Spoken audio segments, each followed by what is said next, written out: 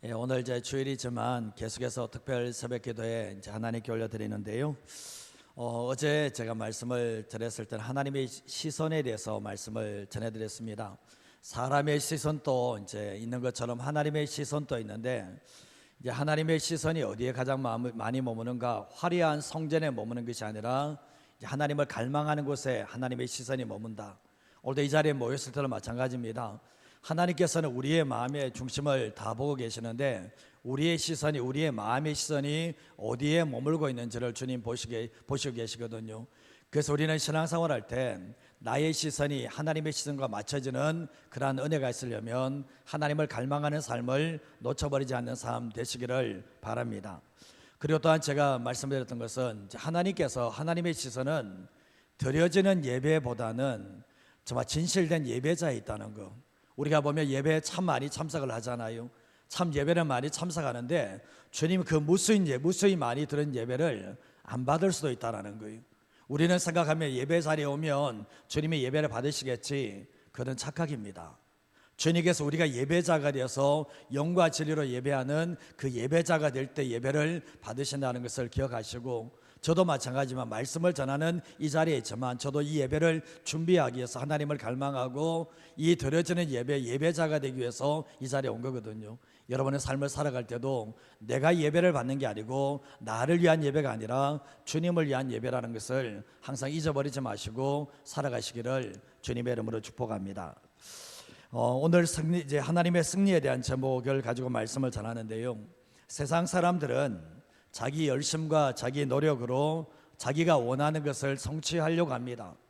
세상 속에서 보면 정말 악착같이 살아가는 사람들이 있거든요. 성공하기 위해서 자기 관리를 철저하게 나가며 목표를 이루기까지 지독하게 삶을 살아가는 사람들이 있습니다. 그 모습을 보면 예수 믿는 사람 우리들도 본받아야 됩니다. 사실은 정말 자기의 인생을 성공하기 위해서 저렇게 지독하게 삶을 살아가는구나. 대충 적당히 한다면 세상 속에서 남들보다 뛰어나는 삶을 살아가기 힘들기 때문에 자기의 삶을 성공시키기 위해서 정말 악착같이 살아가는 모습을 보게 되면 예수 믿는 사람들도 그들만의 성실함을, 열심을 배울 필요가 있다는 것을 알게 됩니다. 근데 예수 믿지 않는 사람이 자기의 지독한 열심을 통해서 성공된 자리에 서게 되면 할 말이 있습니다. 내가 지난날 힘들고 어려운 상황이 있었지만, 위기의 상황이 있었지만 정말 포기하지 않고 이겨낸 결과가 이것이라고 말하게 될 것입니다. 그러면 예수 믿는 사람은 어떨까요? 좀 전에 제가 말씀드린 예수 믿는 사람들이 하나님을 믿는다고 하면서 정말 예수님이 내 삶을 인도하신다고 믿으면서 자기의 삶을 대충 적당하게 살아가면 예수 믿지 않는 사람들보다 더 못한 삶을 삽니다. 예수 믿기 때문에 더 열심히 해야 되고, 예수 믿기 때문에 더 최선을 다하는 삶을 살아가야 되는데, 신앙도 최선을 다해야 되고 삶도 최선을 다해야 됩니다. 그러나 우리가 최선을 다하는 목적이 다르다는 거죠. 예수 믿지 않는 사람은 자기의 성공을 위해서, 자기의 노력한 결과를 얻기 위해서 최선을 다한다면, 예수 믿는 사람들은 우리의 삶의 목적이 나의 영광, 나의 성공이 아니라 하나님의 성공, 하나님의 영광을 위해서 열심히 살아야 될 책임이 있다는 것을 알게 됩니다. 그러나 예수 믿는 사람들은 절대로 자기 힘과 노력을 앞세우시면 안 돼요. 내가 열심히 살았더니까, 내가 노력의 삶을 살으니까 이만큼의 결과를 거뒀다라고 해보면 하나님이 어디 계시는 거? 그게 하나님께서 내 삶을 도와주시는 흔적이 어디 있는가를 생각해 보셔야 되는데, 그래서 우리가 예수 믿는 사람이 아무리 성공된 자리에 올라갈지라도 이 자리까지 올라오기까지는 하나님의 은혜가 없었으면 안 됐다라고 고백하게 될 때 그 자리에 올라가서 이 모든 것이 나의 열심을 뛰어넘어서 하나님의 은혜라고 간증을 할 수가 있게 됩니다. 근데 우리가 하나님의 은혜가 크고 내 삶을 도와주시는 하나님의 흔적이 많게 되면 모든 공로를 하나님께 올려드리게 되지만, 하나님께서 내 삶에 은혜를 베푸시고 도우신 흔적이 없고 내 삶에 열심을 살아서 그 자리에 올라갔다면 결국은 모든 공로를 하나님께 돌리는 것이 아니라 자기 자신이 그 공로를 취하는 일들이 일어나게 된다는 거죠. 다윗도 그렇습니다. 다윗이 하나님 앞에서 얼마나 정직하게, 얼마나 겸손하게, 얼마나 성실하게 살았는지 다 압니다. 그러나 중요한 게 뭡니까? 그러나 하나님의 도우심으로 말미암아 자기가 왕의 자리까지 올라갔다는 건, 나는 절대로 왕이 될 수 없는 사람인데 왕의 자리까지 올라온 것도 하나님의 은혜라는 것을 알기 때문에 모든 영광을 하나님께 올려드릴 수가 있게 되었던 겁니다. 시편 27편 13절 말씀에 다윗의 고백인데 한번 읽어보겠습니다. 내가 산자들의 땅에서 여호와의 선하심을 보게 될 줄 확실히 믿었도다. 다윗의 신앙이 뭡니까? 정말 살아있는 자들의 땅에서 나는 여호와의 선하심을 보게 될 줄 1%도 의심하지 않고 확실히 믿었다. 내 삶 속에서 여호와의 선하심과 인자하심이 있을 줄 나는 의심하지 않는다. 확실히 믿었다라고 고백을 합니다. 그리고 시편 34편 8절과 9절 말씀에는 너희는 여호와의 선하심을 맛보아할지어다 그에게 피하는 자는 복이 있다라고 말씀하시면서 너희 성도들아 여호와를 경외하라 그를 경외하는 자들에게는 부족함이 없다라고 말씀을 합니다. 부족함이 많은 세상 속에 살고 있는데 여호와를 경외하는 자, 하나님의 하나님 되심을 인정하고 하나님을 두려워하며 살아가는 사람들에게는 부족함을 느끼지 못하도록 부족함이 없도록 해주시는 하나님의 은혜가 있는데 8절 말씀에 너희는 여호와의 선하심을 맛보아 알지어다라고 말씀합니다. 여호와의 선하심은 생각으로 아는 게 아니에요. 여호와의 선하심은 맛보아 한다는 거죠. 음식을 보면, 그림을 보면 참 맛있겠네. 그 음식이 어떤 맛인지 모르잖아요. 근데 그 음식, 그림에 있는 음식을 먹어볼 때 이 음식 참 맛있네 말할 수 있는 것처럼 우리의 삶을 살아갈 때도 신앙은 이론이 아닙니다. 신앙은 이론이 아니라 실제라는 것을 알게 되는데, 하나님께서 선하시다는 것을 말씀으로 아는 것은 완전한 게 아니잖아요. 정말 하나님께서 여호와의 선하심이 말씀에 있다면, 그 여호와의 선하심을 다윗이 경험했다면 나 또한 여호와의 선하심을 경험하게 될 때 여호와의 선하심의 맛이 어떤 맛인지를 체험하게 하시는 역사가 있게 됩니다. 성경은 우리가 잘 아시다시피 믿음의 사람들이 주님과 함께 살아온 흔적을 이야기합니다. 정말 여호와의 선하심을 경험했던 사람들, 그리고 또한 여호와의 선하심을 맛보아 알았던 사람들이 성경에 기록되어 있는데, 결국 뭡니까? 자신의 승리가 아니라 뭐죠? 하나님의 승리를 경험했던 사람들이 이 성경에 기록되어 있다는 것을 알게 됩니다. 근데 하나님만 의지하는 사람을 통해서 하나님이 그 사람에게 승리를 안겨주는데, 오늘 두 곳의 말씀을 통해서 함께 은혜를 나누고자 합니다. 첫 번째로 할 수 있는 게 뭔가 읽어보겠습니다. 하나님의 승리는 기도의 두 손이 내려오지 않는 사람에게 주어집니다. 어떤 사람들은 하나님의 승리를 경험하면서 하나님께서 승리케 하셨다는 간증이 있는 사람이 있는가 하면, 어떤 사람들은 삶을 살아갈 때 내 삶에 하나님의 승리를 경험하지 못하고 겨우 어쩌지 못해서 살아가는 사람들이 있습니다. 예수 믿는 사람들이 왜 그런 삶을 사는가 보면 내가 기도하는 삶을 살고 있는가 되돌아보시면 알 수가 있습니다. 예수 믿는 사람들을 그리스도인이라고 하지만 그리스도인의 모든 승리에는 기도가 있습니다. 어쩌면 기도 없이는, 우리가 기도 없이 뭔가 잘 됐다고 했을 때는 그거는 하나님이 주신 것이 아닐 수도 있다는 것도 생각해 보셔야 되는데, 우리가 내가 할 수 있다고 생각한다면 기도 안 할 겁니다. 내가 내 삶을 책임질 수 있다고 생각한다면 기도를 안 할 겁니다.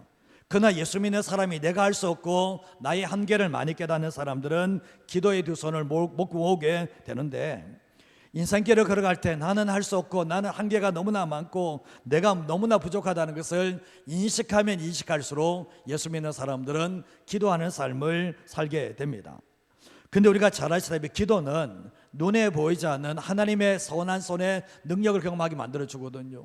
내가 눈을 떴을 때는 삶의 모든 것이 다 막혀 있는 것 같은데, 눈을 감게 되면 눈에 보이지 않는 하나님의 손이 내 삶을 이끌어가는 것을 경험시켜 주는 것이 기도의 능력이라고 말할 수 있는데, 이런 기도의 능력을 가지고 하나님을 찬양하며 사는 사람이 있는가 하면, 어떤 사람은 예수 믿는다고 하면서 불구하고 기도하지 않음으로 말미암아 내 삶 속에 눈에 보이지 않는 하나님의 선한 손의 도우심을 경험하지 못하며 살아가는 삶이 있는데, 누구 책임인가? 하나님의 책임입니까? 자신 책임입니까?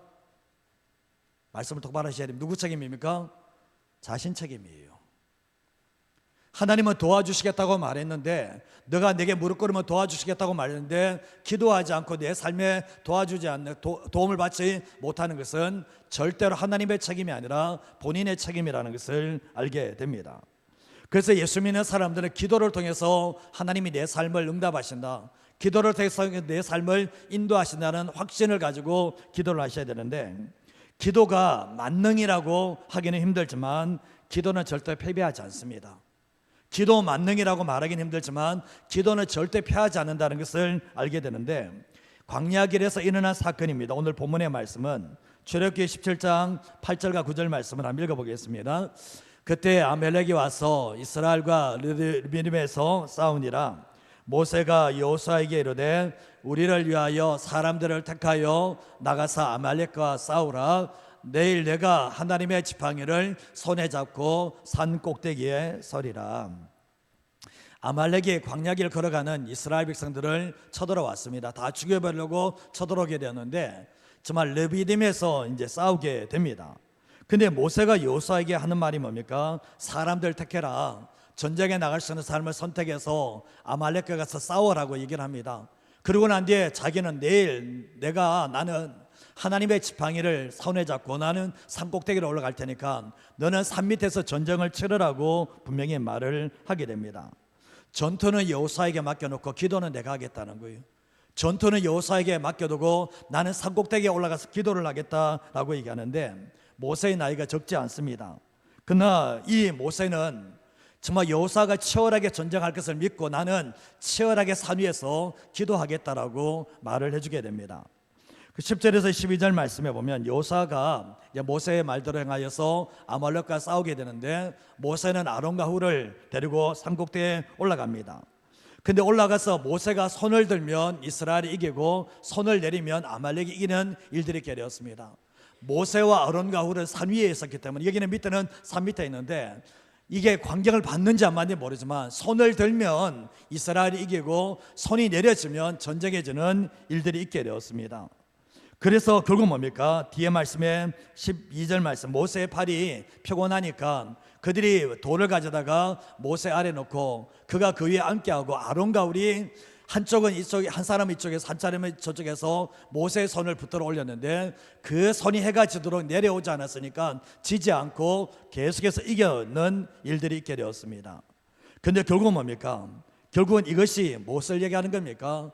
여호수아가 전쟁에 잘 싸워서 이긴 게 아니라 뭐죠? 모세의 손이 내려오지 않음을 통해서, 기도의 손이 내려오지 않음을 통해서 이겼다는 것을 말씀하고 있는 거예요. 그래서 13절과 14절 말씀에 여호수아가 칼날로 아말렉과 그 모든 백성을 다 무찌르게 되는데, 여호와께서 모세에게 말씀하는데 이것을 책에 기록하여 기념하게 하고, 누구의 기회요? 누구의 기회요? 이스라엘 백성들의 기입니까? 여호수아의 귀에 외워 들리라는 거예요. 여호수아에게 이것을 외워 들리라고 말하면서 내가 아말렉의 없애하여 천하에서 기억도 못하게 하리라 라고 말씀을 합니다. 다음 차기 지도자가 누굽니까? 여호수아죠. 지금 여호수아가 어디에 있습니까? 전쟁터에서 싸우고 있죠. 그러나 너가 전쟁터에서 잘 싸워서 이긴 게 아니라는 것을 얘기하면서 결국은 누가 승리를 안겨주신 겁니까? 모세가 기도했을 때 하나님의 승리를 안겨주셨다는 것을 여호수아의 귀에 알려주라는 거예요. 그러면서 여호수아가 뭐죠? 힘들고 어려울 때마다 위기의 상황 가운데서 무릎을 꿇는 그 훈련을 하라고, 지도자는 기도를 해야 된다는 것을 가르쳐주는 모습을 보게 됩니다. 근데 오늘 이 말씀을 보시면서 누구의 승리입니까? 이스라엘이 전쟁을 잘해서 승리한 겁니까? 아니면 하나님의 승리입니까? 이거는 하나님의 승리라는 것을 분명히 알게 된다는 거죠. 근데 15절과 16절 말씀 또 한번 읽어보겠습니다. 모세가 제단을 쌓고 그 이름을 여호와 니시라고 이르되 여호와께서 맹세하시기를 여호와가 아말렉과 더불어 대대로 싸우리라 하였더라. 모세가 이제 제단을 쌓습니다. 제단을 쌓고 여호와 니시라고 졌는데, 여호와는 나의 깃발이라는 뜻을 가지고 있습니다. 여호와는 나의 깃발이라는 뜻을 가지고 있는데, 하나님께서 전쟁터에서 승리케 하신 분이 바로 하나님이시라는 뜻에서 여호와께서 우리의 승리를 주셨다 해서 여호와는 나의 깃발이라고 이름을 짓게 되었던 것입니다. 하나님은 절대절명의 위기 가운데서 하나님의 능력을 믿고 산꼭대기에 올라가서 기도하는 그 모세의 기도를 받으시고 이 전쟁에 승리케 하시는 하나님의 역사가 있게 되었던 거죠. 우리가 되돌아보시면 우리의 삶에는 위기는 없습니까? 우리의 삶이 풀지 못하는 것들은 없습니까? 우리의 삶이 한계는 없는 겁니까? 되돌아보면 한계가 없는 사람은 없습니다. 그러나 그 한계를 뛰어넘기 위해서 하나님께 두 손 들고 기도하는 사람이 있는가 하면, 그래서 절대절명의 위기가 안 돼서 하나님의 도우심을 경험하는 사람들이 있는가 하면, 어떤 사람들은 하나님께서 뻔히 살아계심으로,에도 불구하고 기도하지 않음을 통해서 피곤하고 지치고 삶이 아무것도 달라지지 않는 그런 삶을 살아감으로 말미암아 하나님께서 내게 승리를 주었다, 여호와는 나의 깃발이라고 말하지 못하는 그런 삶을 살아갈 수가 있게 되는 겁니다. 우리의 삶을 살아갈 때 치열한 세상 속에서 열심히 살기만 하면 되는 겁니까? 치열한 삶 속에 열심히 살면 피곤하고 지칩니다. 그러나 그걸로는 세상을 못 이기고 그것을 통해서 안 된다는 것을 알게 됩니다. 그래서 우리가 어쩌면 피곤한 육체지만 이 새벽에 나와서 기도하는 게 뭐냐 보면, 내가 열심히 살아서 승리를 쟁취하는 것이 아니라 내가 피곤하지만 하나님께 두 손 들고 기도하며 나갈 때 나의 힘으로 이룰 수 없는 것들을 하나님의 힘으로 이루어 주시는 하나님의 은혜가 있다는 것을 잊어버리지 마시고 살아가시길 바랍니다. 예수 믿는 사람은 두 손을 모으면 하나님의 능력이 들어오지만, 우리가 두 손 모으고 기도하지 않으면 결국은 예수 믿는 사람들 또한 하나님의 도우심을 받지 못하기 때문에 여호와는 나의 깃발이라고 간증하지 못한다는 것을 기억하시면서 살아가시기를 주님의 이름으로 축복합니다. 두 번째로 하시는 게 뭔가 읽어보겠습니다. 하나님은 우리가 기도할 때 전략을 허락하시고 성령님이 도우십니다. 하나님께서 기도하실 때 전략을 주신다, 우리에게. 그리고 성령께서 도우신다라는 것을 오늘 말씀하고 있는데, 부모는 자식들을 위해서 신앙생활 잘해야 돼요. 부모는 누구를 위해서요? 자식들을 위해서 신앙생활 잘해야 됩니다. 노창희 목사님, 가온이를 위해서라도 신앙생활 잘해야 돼요. 기도 열심히 해야 돼요. 내가 아무리 돌본다 할지라도 안 되는 건 안 돼요. 하나님께서 책임져 주시는 자녀가 되기 위해서 기도하셔야 되는데, 자녀들이 나중에 보고 배울 수 있도록 신앙생활 해야 되는데, 정말 우리 부모가 내가 힘들고 어려울 때마다 기도하시더라. 새벽에 일어나면 어디 가시는지는 모르지만 내 부모는 새벽에 내가 깨서 찾으면 없더라. 어디 가신지는 모르겠는데 나중에 보니까 내 부모는 저렇게 힘듦에도 불구하고 늘 기도를, 새벽에 제단을 쌓으셨구나, 그걸 알게 되거든요. 그러면 나중에 결국 뭡니까? 내가 이 자리에 있는 것은 부모의 덕분이다. 처음에는 내가 잘나서, 내가 실력이 있어서, 내가 똑똑해서 된 줄 알지만 나중에 어려운 상황이 닥치게 되면 내가 이 자리에 선 것은 내 능력이 아니라 부모의 기도 때문이라는 것을 알게 됩니다. 그래서 그 고백이 나올 수 있도록 만들어줘야 되는데, 자녀들이 나중에 보면, 부모가 기도하는 부모면 나중에 자녀들 또한 내 삶이 힘들고 어릴 때마다 부모에게 했던 것을 보면서 기도의 무릎을 꿇게 됩니다. 저도 보면 저희 어머님이 기도의 어머님이셨지만 저희 누님도 기도하시는 분이거든요. 저희들 가족 중에 우리 누님이 대구에서 이제 권사님으로 계시고 은퇴를 하셨는데, 우리 누님 중에서는 기도를 제일 많이 하십니다. 어떻게 권사님이 기도를 제일 많이 하시는 것 같아요. 근데 보면 이제 연세가 이제 70이 넘었습니다. 근데 새벽마다 이제 기도하러 가시거든요. 새벽에 4시 반 정도 되면 가시면 집에 들어오시면 8시가 됩니다. 이 기도를 하셔요. 정말 여러분 열심히 일하는 것보다 더 힘든 게 뭐가 더 힘든지 아시죠? 기도하는 게 더 힘들거든요. 근데 4시 반 정도에 가셔가지고 8시 정도까지 기도를 하시면서 돌아오시는데, 정말 기도할 수 있는 모든 영역을 기도 다 하고 돌아오십니다. 그러고 돌아오시거든요. 그러면서 결국은 누님이 하시는 말씀이, 내가 자녀들에게 해줄 수 있는 것은 기도밖에 없다는 거예요. 자녀들이 어떻게 치열한 삶 속에서 어떻게 삶을 살아가는지 잘 모르지만 내가 저들에게 해줄 수 있는 것은 정말 이 새벽마다 기도함으로 말미암아 내가 저들이 위기 때 도와줄 수 있는 능력은 없지만 기도로 통해서 하나님이 도우시도록 위해서 기도를 해준다라고 얘기를 하시더라고요. 왜 그렇습니까? 기도의 능력을 믿지 않는다면 기도합니까? 기도의 능력을 믿기 때문에. 그래서 누님의 자녀들이 힘들고 어려운 상황이 참 많았거든요. 힘들고 어려운 상황이 많았는데 그 모든 상황들을 다 뚫고 나오게 만들었던 것은 결국 뭡니까? 하나님께서 기도를 받으시고 그렇게 역사를 해주셨다는 것을 알게 됩니다.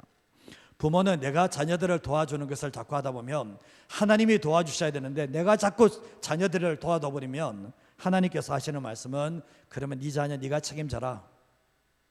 그러면 네 자녀 네가 책임져라. 그러나 부모가 자녀를 하나님께 맡겨드릴 때 네가 책임 못 지니까 내가 책임져 줄게, 그렇게 말씀을 하시거든요. 그래서 기도하실 때도 내 자녀들에게 눈에 보이는 거 많이 물려줄 수 있습니다. 그러나 중요한 게 뭐냐 보면 신앙의 유산을 물려주지 않으면 자녀들은 눈에 보이는 것은 많이 받았지만 궁극적으로 나중되면 주님을 떠나버리는 일들이 일어난다는 것도 생각하셔야 되는 거예요. 저도 이제 목회하면서 참 한계를 많이 느낍니다. 기도할 수밖에 없는 이유고 또 기도할 때마다 하나님께서 말씀을 주시고 전략을 주시는데 제가 지금 8년 넘게 사역을 했는데 제가 이 자리까지 올 때까지의 모든 과정을 함께 하셨던 분들은 다 봤을 겁니다. 어떻게 제가 사역을 하고 있는지. 교회 와서 왜 위기가 없겠습니까? 쫓겨날 위기도 있었는데 왜 위기가 없겠습니까? 근데 새벽에 기도하면 뚫고 나갈 수 있는 비상구를 하나님이 주시는데 제가 특별 기도를 정말 많이 했습니다. 검사님 그렇죠? 웃으시는데 찬양인도 하니까 아시면 얼마나 많이 이 특별이라는 말이 특별히 아니에요. 40일도 하고 3주도 하고 정말 수시로 했습니다. 사실은. 근데 여러분들은 잘 못 느끼실지 모르지만 저는 할 때마다 느끼는 것은 하나님의 은혜가 있고 하나님의 전략이 여기 있다는 것을 알게 돼요. 그 저는 이 특별 설교도 하면서 하나님은 한 번도 실패하신 적이 없어요. 제가 끝나고 나면 하나님께서 단 한 번도 특세하면서 실패한 적은 없었습니다. 나는 실패할 줄 모르지만 하나님은 절대로 실패하지 않는다는 것을 정말 깨닫는데 이 때를 위해서 하나님께서 이런 말씀을 주신다는 것을 정말 많이 깨닫는데 우리의 삶을 살아갈 때도 그렇습니다. 하나님의 말씀을 붙잡고 기도하며 돌파해 나갈 수 있습니다. 저만 그런 게 아니잖아요. 여러분들도 기도하실 때 하나님께서 반드시 삶을 살아갈 수 있는 전략을 주시는 하나님의 역사가 있게 됩니다. 목회자는 교회의 주인이 아닙니다. 목회자는 하나님이 주인이시라는 것을 하나님의 말씀을 통해서 전해주는 도구일 뿐이지 정말 성도들의 삶을 이렇게 하라 저렇게 할 수 있는 능력이 전혀 없다라는 것을 정말 많이 깨닫게 됩니다. 근데 오늘 우리가 에베소서 1장 17절 말씀을 보시면 같이 한번 읽어볼까요? 우리 주 예수 그리스도의 하나님 영광의 아버지께서 지혜와 계시의 영을 너에게 주사 하나님을 알게 하시고 사도 바울이 에베소 교회를 위해서 기도할 때 주 예수 그리스도의 하나님 영광의 아버지께서 지혜와 계시의 영을 너에게 주사 하나님을 알게 해달라고 기도를 하나님 모습을 보게 됩니다. 여기서 보면 지혜와 계시의 영, 정말 하나님께서 지혜와 계시의 영을 보내신다라고 말씀을 하는데 여러분이 신앙생활 할 때 기도하실 때 그냥 기도만 하지 마시고요. 정말 내가 원하는 것을 줄기차게 기도하고 나가버리고 이렇게 하지 마시고 기도하시면서 주님이 주시는 생각과 마음을 한번 적어보세요. 설교할 때도 그렇지 않습니까? 설교할 때도 보면 적어서 기억하려고 하는 사람이 있는가 하면 돌아서면 나가면 성전 나가면 잊어버리잖아요. 그래서 설교를 기록하는 거예요. 기록하면 뭡니까? 설교를 잊어버리지 않는다고. 잊어버리지 않아요. 정연아 교수님 제가 설교한 거 다 기억하십니까? 못하잖아요. 저도 그래서 보면 기록을 남기는 습관이 중요한 게 뭐냐 보면 저는 자녀들에게 이것도 믿음의 유산이 돼요. 내가 지금까지 설교됐던 모든 것들을 한번 적어보는 거. 그래서 자녀들이 그것을 보면 내 부모가 이렇게 예배를 잘 드렸고 이렇게 말씀을 잘 받아 적었구나. 그것도 깨닫는 것들이 있잖아요. 여러분 새벽에 그렇습니다. 새벽에 기도하시다 보면 새벽에 앉아 계시면 기도하다 보면 오늘의 삶을 살아가지고 오늘의 삶을 가지고 기도하잖아요. 그러면 하나님께서 뭔가 깨닫게 하시는 것들이 있거든요. 그런 거 적어보셔야 된다는 거예요. 저도 그랬습니다. 새벽에 앉아서 기도하다 보면 항상 노트를 옆에 두는 이유가 뭐냐 보면 적어요. 사실은 하나님께서 뭔가 말씀하실 때 그걸 적어놓고 기도해 보면 어떻게 목회를 해야 될지 어떻게 전략을 가지고 행해야 될지 깨닫게 하시는 역사가 있게 되거든요. 특별히 방언기도 하시는 분들은 방언기도 줄기차게 했다고 해서 영혼은 좋아질지 모르지만 방언기도의 장점이 뭔지 아십니까? 하나님께서 깨닫게 하시고 지혜를 주시고 계시를 주는 것을 받아 적어야 돼요. 받지 않으면 그냥 기도 열심히 한 것밖에 없는 거예요. 사실은. 그래서 기도하실 때마다 정말 우리가 깨닫게 하시는 그 은혜를 적어보면 내 삶을 인도하 가시는 하나님의 손길이 정말 위대하다는 것을 경험하게 됩니다. 오늘 잠언 24장 6절 말씀 다 한번 읽어볼까요? 너는 전략으로 싸우라 승리는 지략이 많음에 있느니라. 전쟁할 때 삶을 살아갈 때 너는 뭐로 싸우라고 합니까? 전략으로 싸우라고 얘기를 합니다. 전쟁을 치르는데 전략 없이 싸우는 사람이 있습니까? 무대포로 전쟁 치릅니까? 만약에 1만 명의 군사 가지고 10만 명 군사는 전쟁을 치는데 아무런 전략이 없으면 이겨낼 수 있습니까? 이겨내지 못합니다. 정말 10,000명의 군사를 가지고 10만 명의 대군을 무찌르려면 반드시 전략을 가질 때 그 전략을 이기게 되는데, 예수 믿는 사람들도 마찬가지입니다. 삶을 살아갈 때 열심히 살면 되는 거예요? 열심히 최선 다하며 살면 되는 거예요? 아니요. 기도를 해야 되겠지만 기도하면서 뭘 받아야 되는 겁니까? 하나님의 전략을 받으셔야 되는 거예요. 뭐 이제 오늘 허민선 사님 불렀으니까 하고 나잖아요. 그러면 열심히만 하면 되는 거예요? 아니죠. 이 어떻게 하나님의 전략을 받는 거죠. 기도를 통해서 새벽마다 기도하면서 뭡니까? 하나님의 전략을 받고 하나님께서 어떻게 이끌어 가시는지, 내 삶의 사업장도 주님이 주시냐면 주님께서 어떤 전략을 주시는지 받고 나가며 그 전략은 절대로 실패하지 않게 하시는 역사가 있게 됩니다. 근데 여기에서 이제 전략이라는 말이 히브리어로 탁볼로라는 것이 전략인데, 이 전략은 방향을 이야기합니다. 방향을 이야기하는데, 하나님의 방향을 전략적으로 받게 될 때 승리하게 된다는 거죠. 우리가 인생은 방향이라 그러잖아요. 이 방향인데 성경 말씀에 보면 이삭이 애굽으로 내려가려고 하는데 하나님께서 가지 마라 그러죠. 가지 마, 여기 남아 있으라 그러잖아요. 근데 만약에 애굽으로 내려갔다면 이삭 쫄딱 망합니다. 근데 이 이삭이 결국 뭡니까? 하나님의 음성을 듣게 되는데 그게 뭡니까? 전략이었고 그게 방향이었다는 것을 알게 됩니다. 어떤 기업 가운데서는 기업이 이 말씀을 붙잡았어요. 이 말씀, 너는 전략으로 싸우라, 승리는 지략의 많음에 있느라. 이 말씀을 붙잡고 기업이 성공한 기업이 있습니다. 우리가 되돌아보면 기업과 개인도 전략을 잘 세우는가에 따라서 승패가 갈려지게 되거든요. 개인의 삶이든 가정의 삶이든 어떤 전략을 가지냐가 참 중요한데, 예수 믿는 사람의 전략은 누가 주시는 겁니까? 방향은 누가 결정시켜주는 겁니까? 하나님께서 결정짓는다는 것을 알게 됩니다. 그리고 또한 뒤에 보면 승리는 지략이 많음에 있다. 이 지략이라는 것은 카운셀러라는 뜻을 가지고 있고, 또 뒤에 보면 어드바이저라는 뜻을 가지고 있는데, 이게 뭘 얘기하나 보면 옆에서 도와주고 상담해주고 조언을 해주는 사람이 많을 때 그 전쟁의 승리를 가져온다는 거예요. 그러면 우리가 되돌아보시면 내 주변에 정말 적재적소에 조언을 잘해줄 사람이 필요합니다. 이런 사람이 많이 있는 게 중요합니다. 그러면 우리가 신앙생활할 때 우리의 삶의 가장 큰 조력자는 누굽니까? 조언하는 사람은 누굽니까? 우리 안에 계신 성령님이세요. 성령님께서 결국 뭡니까? 성령님께서 우리에게 조언해 주시고 상담해 주시고, 성령님의 뜻이 그거 아닙니까? 그래서 기도할 때 보면 기도하는 가운데서 내 안에 계신 성령께서 조언해 주시고 도와주시고 방향을 결정시켜 주시는 하나님의 놀라운 역사가 있게 된다는 거죠. 기도하지 않으면 하나님의 승리를 맛볼 수 없고, 기도하지 않으면 전략을 발견할 수 없고, 기도하지 않으면 성령께서 내 안에서 도와주지 않기 때문에 삶 속에 승리하는 삶을 살아가지 못한다는 것을 알게 되는 겁니다. 로마서 8장 26절과 27절 말씀 같이 한번 읽어보겠습니다. 이와 같이 성령도 우리의 연약함을 도우시나니 우리는 마땅히 기도할 바를 알지 못하나 오직 성령이 말할 수 없는 탄식으로 우리를 위하여 친히 간구하시느니라. 마음을 살피시는 이가 성령의 생각을 아시나니 이는 성령이 하나님의 뜻대로 성도를 위하여 간구하심이니라. 아멘. 성령님께서 우리의 연약함을 도우십니다.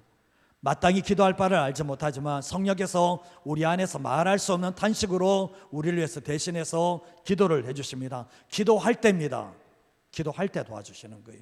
그리고 또한 마음을 살피시는 가 성령의 생각하는데, 성령이 하나님의 뜻대로 성도를 위해서 간구해 주십니다. 이런 방향으로 갈 수 있도록 도와주시는 것이 누가 하시는가? 성령께서 우리 안에서 역사하신다라고 말씀을 하고 있는 거죠. 예수님께서 새벽 기도를 하십니다. 하나님의 아들이 뭔 새벽 기도를 할 이유가 뭐가 있습니까? 예수님께서 새벽 기도를 하는 이유가 어떤 겁니까? 하나님의 전략을 받는 시간이에요. 오늘 하루의 삶을 살아갈 때 예수님께서 수가성 여행 간 것도, 그리고 거라사 광인을 찾아간 것도 다 하나님의 전략을 받는 거예요.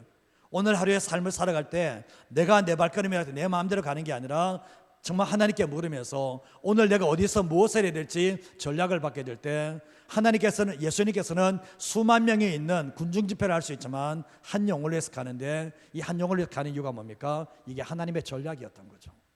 하나님의 방향이었다는 것을 우리는 말씀을 통해서 알게 됩니다. 예수님도 마찬가지지 않습니까? 예수님이 새벽에 기도하셨을 때는 내가 오늘 하루에 열심히 사는 게 목적이 아니라 뭐죠? 하나님의 뜻, 하나님의 방향, 하나님의 전략을 받아서 열심히 사셨다는 것을 알게 되는 거죠. 우리가 마지막 구절인데 시편 143편 8절 말씀을 한번 읽어보겠습니다.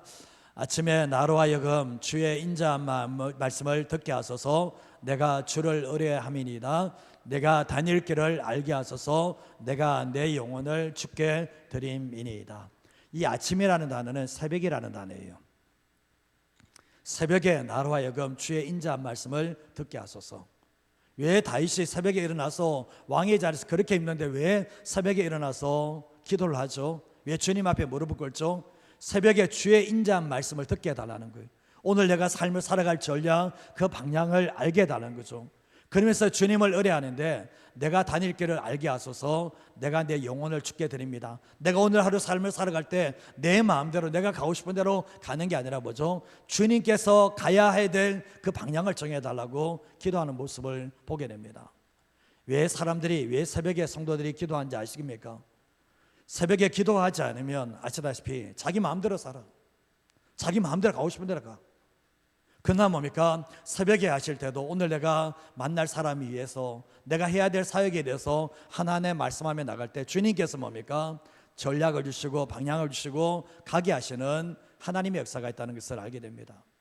저는 교회에서 성도님들 모습 보시면 어떤 분들은 정말 딱한 분들이 계시고 어떤 사람은 마음이 안심이 되는 분들이 계시거든요. 딱한 분들의 특징이 뭐냐 보면 삶이 치열하게 살고 열심히 살아 피곤해서 나가 떨어질 상황입니다. 기도 안 해요. 한번 살아보세요. 삶이 달라지는가? 그 삶이 예수 믿지 않는 사람 수준만큼 올라가는가? 올라가지 않아요. 피곤하기만 하게 되어 있다는 거죠. 우리의 삶을 살아갈 때 내가 열심히 노력해서 승리한다면 그는 하나님께 공을 들리지 않고 내가 승리했다라고 말할 겁니다. 그러나 예수 믿는 사람이 두 손을 모으고 하나님께 기도함으로 말미암아 뭔가 주님께서 역사가 있다면 이게 하나님께 모든 공로를 올려드릴 것입니다.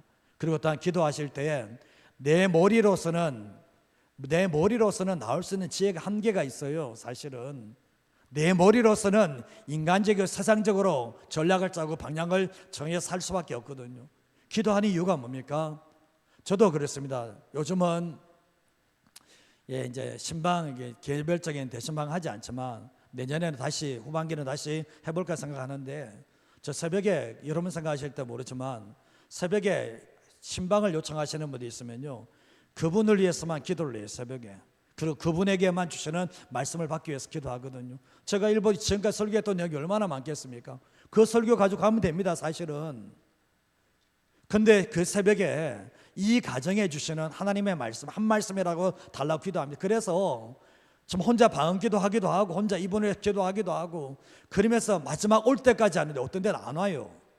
그러면 그 집에 가야 돼요. 그 집에 가서 얘기를 듣는 가운데 성령께서 어떤 말씀을 계속해서 들어요. 그러고 난 뒤에 그 가정의 말씀을 전하는 거거든요. 진짜 성경 구절 딱 한 개 받고 갑니다. 성경 구절 딱 한 개 받고 성령께 맡기면서 그냥 이 얘기를 합니다. 그러면 성령께서 내 안에서 그 얘기를 다 풀어가시는 하나님의 역사를 경험하게 됩니다. 여러분의 삶에도 그렇지 않습니까? 모든 것이 다 하나님의 전략 속에서 나오는 거예요. 다 하나님의 방향 속에서 나온다는 걸 기억하셔야 됩니다. 저는 그렇습니다. 이 자리에서 혹시 새벽에 이 자리에 오신 분 중에 기도하지 않으면 삶이 지칠 겁니다.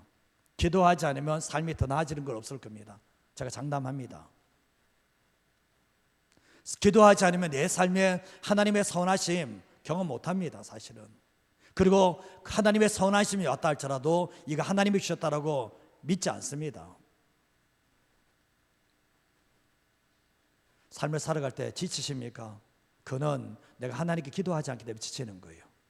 그래서 하나님께 두 손 들고 기도하시고 또 하나님의 전략을 받고 그리고 또 성령께서 내 안에서 조언해 주심으로 말미암아 우리의 삶 자체가 내 힘으로 살아가는 것이 아니라 하나님의 힘으로 살아가서 하나님의 승리를 경험할 수 있는 저와 여러분의 삶이 되시기를 주님의 이름으로 축복드립니다. 이 시간